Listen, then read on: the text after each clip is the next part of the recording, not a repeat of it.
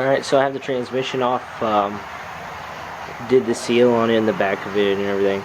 So I'm going to put the flywheel that came from the factory back on it, which is off the side of the camera, because it's actually in better condition than the other flywheel that came on the car, or came on the motor that came in the car when I first bought it, and that's what I was going to reuse. So I'm just going to actually use this other OEM flywheel that looks way better comparatively. So the torque spec for this is between 61 and 69, I want to say. Yep, 61, 69, got it right. I'm gonna, when I torque these, I'm gonna start at actually 35, and then I'll move it. Well, hold on. I don't know if my torque wrench goes up to 35 or goes down to 35. Yeah, it doesn't really do that. I guess we'll just torque her down by hand. So we'll do 35. So pretty tight by hand, and then I'll come back around and do 69, and get that down, and then we'll do the rest. We're gonna try to get the transmission on tonight, so.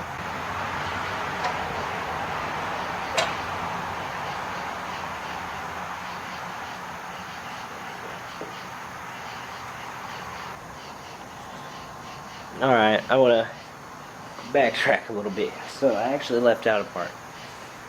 Putting the flywheel bolts on, you actually want to throw some thread locker on there, the medium strength. So I'm going to pull one bolt out at a time so I don't have to just drop it. Show you how you should apply the thread locker, and then we're going to go back to the tightening sequence we need to do. And also you got to reverse how you did this. I'll show you real quick how you're supposed to do it. So here's your bolt. You're just going to take it, do a strip up. Well, more came out of this than I expected. Usually you want to do a little thin strip, but it just wanted to splatter all over. So, oh, it's because it's bad. Let me get the new bottle. But I'll still put this one in. It's still semi-good. Alright, so got the flywheel bolts torqued down, thread locked, and then did them in the correct sequence, star sequence. So, well, yeah, star sequence. But anyway, so now we're gonna go ahead and put the clutch and flywheel, or the clutch and pressure plate on.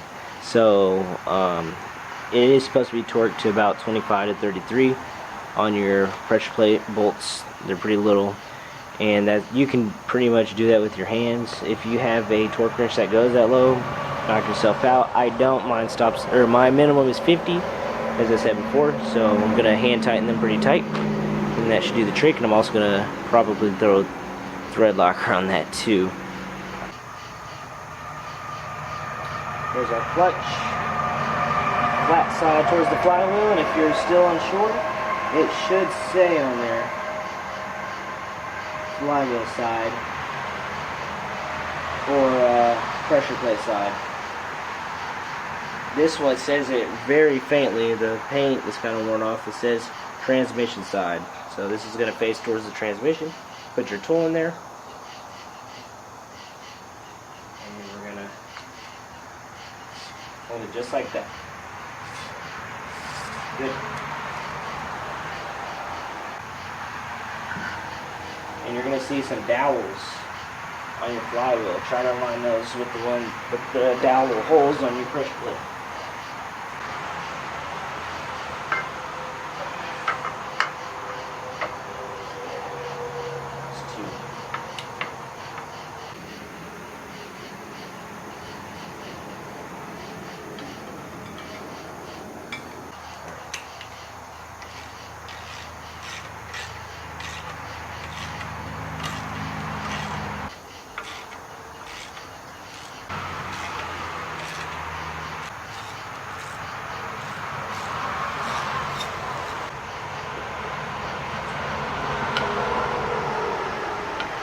And always make sure that your clutch alignment tool slides in and out easily.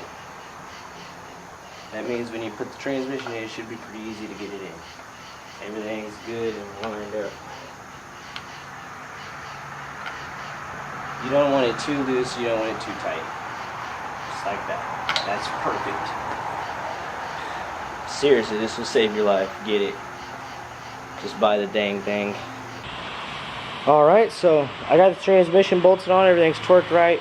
I didn't record that part because one, I forgot at first, and it took longer than I expected. I actually ended up having to buy another pilot shaft bushing, so the second reason why I didn't record is because I got a little too frustrated. But anyway, that's bolts done. Another tip for that, just buy a freaking transmission jack. Make it way easier. I use a little converter thing. It's way over there, that black thing right there. That thing sucks. Just buy an actual transmission jack. That'll make that way easier. Everything will slide in easier. And that's that. So that's done. Now all I need to do is wire the alternator up to the harness that goes on your transmission, because they connect to each other. And once that's all done, it'll be ready to go in the car after the headers come. The headers haven't came yet, so I'm just gonna have it sit here until they ship, and next weekend we'll start off doing that, putting it in the car.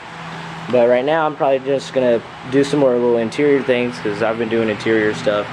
I'm gonna I'm gonna install some blue LEDs in my dash, because I bought some lights for that. I always do that on my cars. I know it's something not necessary, but I like it, like how it looks at night. So we're gonna install that, because I already have a blue dome light. So once we do that, we're gonna be good to go. Other than that, we're gonna wait for the headers, and we'll drop her in the car, and I'll hopefully record that process. If I don't, you'll just see it running. So hopefully. So there we go.